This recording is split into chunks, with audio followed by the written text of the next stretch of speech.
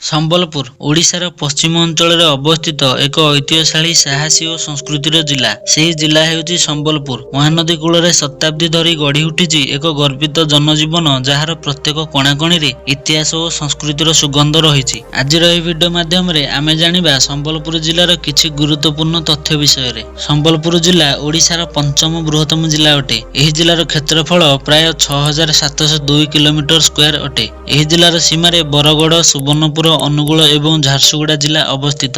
ଭାଷା ଓ ସଂସ୍କୃତି। ସମ୍ବଲପୁରର ପ୍ରାଣ ହେଉଛି ସମ୍ବଲପୁରୀ ବା କୋଶାଳୀ ଭାଷା। ଏହା କେବଳ କଥାବାର୍ତ୍ତାର ମାଧ୍ୟମ ନୁହେଁ, ଏହା ଏକ ଭାବନା, ଏକ ପରିଚୟ। ଏଠାରେ ଓଡ଼ିଆ, ହିନ୍ଦୀ ଏବଂ ଇଂରାଜୀ ମଧ୍ୟ ବ୍ୟବହାର ହୁଏ। ଏହି ଜିଲ୍ଲା ତାର ସମ୍ବଲପୁରୀ ଶାଢ଼ୀ ପାଇଁ ସାରା ଓଡ଼ିଶାରେ ପ୍ରସିଦ୍ଧ।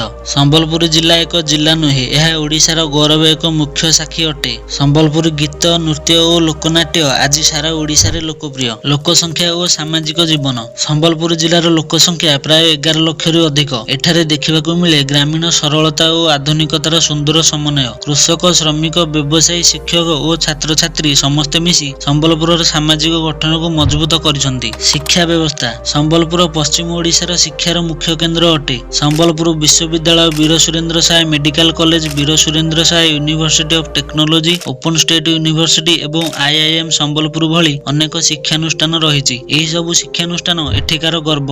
ଧର୍ମ ଓ ଆସ୍ଥା। ସମ୍ବଲପୁରରେ ବିଭିନ୍ନ ଧର୍ମର ଲୋକ ଶାନ୍ତିପୂର୍ଣ୍ଣ ଭାବେ ବସବାସ କରନ୍ତି। ହିନ୍ଦୁ ଧର୍ମ ଏଠାରେ ପ୍ରମୁଖ, ତଥାପି ମୁସଲିମ, ଖ୍ରୀଷ୍ଟିଆନ ଏବଂ ଅନ୍ୟ ଧର୍ମର ଲୋକମାନେ ମଧ୍ୟ ଅଛନ୍ତି। ମା ସମଲେଶ୍ୱରୀ ସମ୍ବଲପୁରର ଆରାଧ୍ୟ ଦେବୀ ଏବଂ ଆସ୍ଥାର ପ୍ରତୀକ।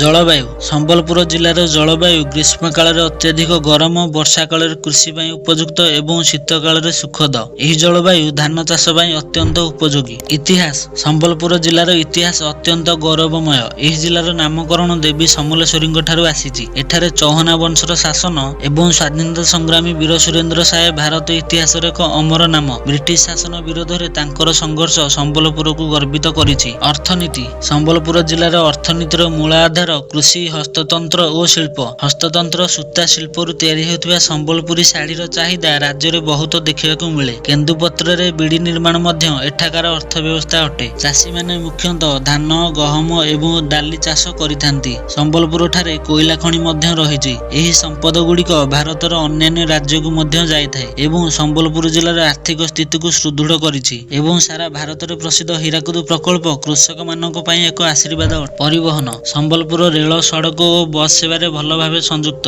ସମ୍ବଲପୁର ରେଳ ଷ୍ଟେସନ ପଶ୍ଚିମ ଓଡ଼ିଶାର ଗୁରୁତ୍ୱପୂର୍ଣ୍ଣ ରେଳ ଷ୍ଟେସନ ଅଟେ। ସମ୍ବଲପୁରରେ ମୁଖ୍ୟତଃ ରାଜ୍ୟର ବିଭିନ୍ନ ସହରରେ ବସ୍ ସେବା ଯୋଗାଯୋଗ ଅତ୍ୟନ୍ତ ଉପଯୋଗୀ ହୋଇଛି। ଏହି ଜିଲ୍ଲାର ବାହନ ପଞ୍ଜୀକରଣ ନମ୍ବର OD-15 ଅଟେ। ପର୍ଯ୍ୟଟନ ସ୍ଥଳ। ସମ୍ବଲପୁର ଜିଲ୍ଲାରେ ଅନେକ ପର୍ଯ୍ୟଟନ ସ୍ଥଳ ରହିଛି, ଯେମିତି ମା ସମଲେଶ୍ୱରୀ ମନ୍ଦିର, ଘଣ୍ଟେଶ୍ୱରୀ ମନ୍ଦିର, ହୁମା ମନ୍ଦିର। ଏହା ବ୍ୟତୀତ ଆପଣ ଏଠିକାର ପ୍ରାକୃତିକ ସ୍ଥଳୀକୁ ମଧ୍ୟ ଉପଭୋଗ କରିପାରିବେ, ଯାହାକି ଉଷାକୁଟି ଅଭୟାରଣ୍ୟ ଏବଂ ବିଶ୍ୱ ପ୍ରସିଦ୍ଧ ହୀରାକୁଦ ଡ୍ୟାମ, ଦେବ୍ରିଗଡ଼ ଅଭୟାରଣ୍ୟ, ଗୁଦଗୁଦା ଜଳପ୍ରପାତ, ପ୍ରଧାନପାଟ ଜଳପ୍ରପାତ ଏବଂ କେଟେଲ ଆଇଲ୍ୟାଣ୍ଡକୁ ମଧ୍ୟ ଉପଭୋଗ କରିପାରିବେ। ପର୍ବପର୍ବାଣୀ। ସମ୍ବଲପୁର ଜିଲ୍ଲାର ମୁଖ୍ୟ ପର୍ବ ହେଉଛି ନୂଆଖାଇ। ଏହା ବ୍ୟତୀତ ଦୁର୍ଗାପୂଜା, ରଥଯାତ୍ରା ଅତ୍ୟନ୍ତ ଉତ୍ସବରେ ପାଳନ କରାଯାଏ। ସମ୍ବଲପୁର କେବଳ ଜିଲ୍ଲା ନୁହେଁ, ଏହା ଏକ ଇତିହାସ, ଏକ ସଂସ୍କୃତି, ଏକ ଗର୍ବ। ଆଶା କରୁଛି ଆପଣ ଏହି ଭିଡିଓ ମାଧ୍ୟମରେ ସମ୍ବଲପୁର ଜିଲ୍ଲା ବିଷୟରେ କିଛି ନା କିଛି ତଥ୍ୟ ଜାଣିପାରିଥିବେ ଏବଂ ଭିଡିଓଟି ଭଲ ଲାଗିଥିଲେ ଲାଇକ୍ କରନ୍ତୁ ଏବଂ ଏହିଭଳି ଭିଡିଓ ଦେଖିବା ପାଇଁ ଚ୍ୟାନେଲଟିକୁ ସବସ୍କ୍ରାଇବ ମଧ୍ୟ କରିନିଅନ୍ତୁ, କାରଣ ଏହି ଚ୍ୟାନେଲରେ ଆମେ ଏହିଭଳି ଭିଡିଓ ଆଣିବୁ। ଏବଂ ନେକ୍ସଟ ଭିଡିଓରେ ଆପଣ କୁଇନ୍ ଜୁଲାଇ ବିଷୟରେ ଜାଣିବାକୁ ଚାହୁଁଛନ୍ତି କମେଣ୍ଟ ସେକ୍ସନରେ ଜଣାନ୍ତୁ।